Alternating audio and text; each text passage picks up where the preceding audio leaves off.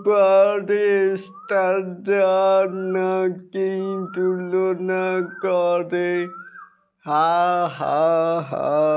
শোন বন্ধুরা, জয়েছি এলিন আপনাদের সাথে। তাই বলে আসুন আমাদের মূল টপিকে। কানুন পাতা 2005 সালে সেকেন্ড হিরো হিসেবে কাজ করে রিয়াজের স্টারডমকে পেছনে ফেলে দিয়েছেন শাকিব খান। তারপরে আমার স্বপ্ন তুমি, এই সিনেমা তো সেকেন্ড হিরোই হয়ে ফেরদৌসের স্টারডমকে পেছনে ফেলে দিয়েছিল শাকিব খান।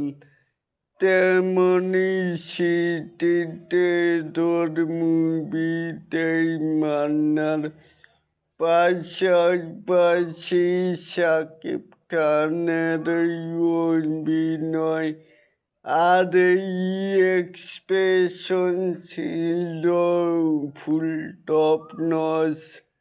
আরে ভাই মান্নারি, ইয়াস, ফেরদৌস, আমির খান, এমনকি আলেকজান্ডার রুবেলের মতো স্টারদের সময়ে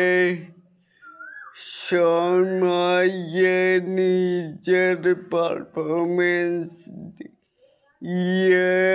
নাম্বার ওয়ান হিরো হওয়া শাকিব খানের সাথে এখন সম্ভব ঘোষিত। সুপারস্টাররা নাকি তুলনা করে। হা হা হা। তাই বলে এটাকে আপনারা কেমন করে দেখছেন?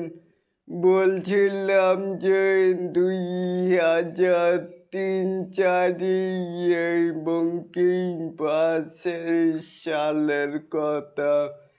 তখন তো বাংলাদেশ তো এতটা তো উন্নত ছিল না। তখন মানুষের বিনোদনের মাধ্যমই ছিল ক্যাসেট বা সিডি বা ডিভিডি। আমরা তখন মুভিগুলো দেখতাম। তাই বলে এটাকেই আপনারা কেমন করে দেখছেন? চাইলে কিন্তু নিচে থাকা কমেন্ট বক্সে জানাতেই পারেন।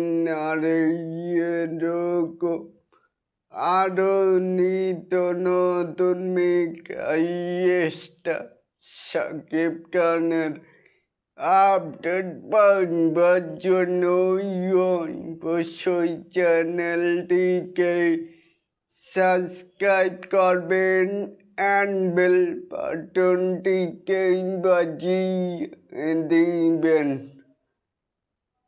আল্লাহ হাফেজ।